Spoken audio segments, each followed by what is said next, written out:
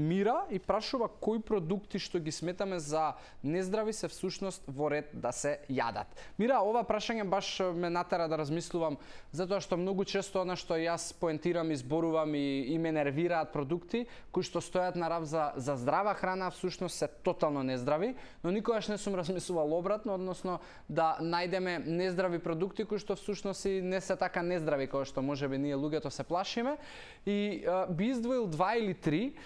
Едниот од нив би бил мајонез, затоа што многу често мајонезот се поврзува со многу масти, не е здрав, премногу е калоричен и така натаму, но од друга страна се повеќе научни студии она што го зборуваат за јајцата, дека практично и заситените масти и внесувањето на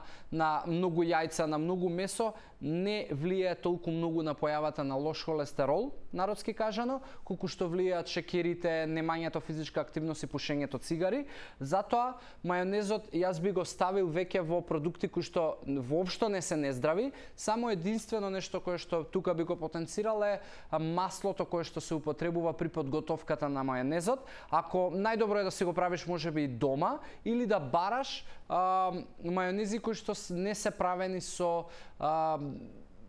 сончогледово масло, например, да бидат можеби со маслиново направени или не знам, со масла кои што се мононезаситени и кои што имаат можеби и полинезаситени, односно омега-3 масни киселини, затоа што сончогледовото да го внесуваш во поголеми количини и не е баш добро, а ќе зборувам зошто, затоа што имаме едно прашање кое што поврзано баш со омега-6, односно мастите кои што се наоѓаат во сончогледовото масло. Друг продукт се, не знам, можеби чварките би ги ставил во оваа класа, затоа што повторно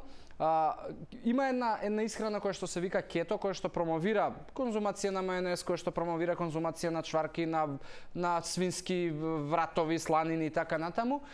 затоа што кето исхрана е пред се антивоспалителна, тоа значи дека многу често медицината кето исхраната ја употребува кај луѓе кои што имаат сериозни хронични и дегенеративни заболувања, и затоа јас би рекол дека овие два продукти треба да одат на страната на не можеби здрави продукти, но не се нездрави продукти, така да јас би ги ставил во таа класа. И последниот продукт кој што можеби би го ставил е црна чоколада, но она која што нема шекер додадено и засладувачи, затоа што многу луѓе одат по црната чоколада дека со намера дека ќе јадат нешто здраво, но често знае во неа да има доста шекери да премине во нездраво, затоа можеби ако сакаш да конзумираш чоколада, нека биде црна, незасладена. Ако сакаш ти да си ја засладиш,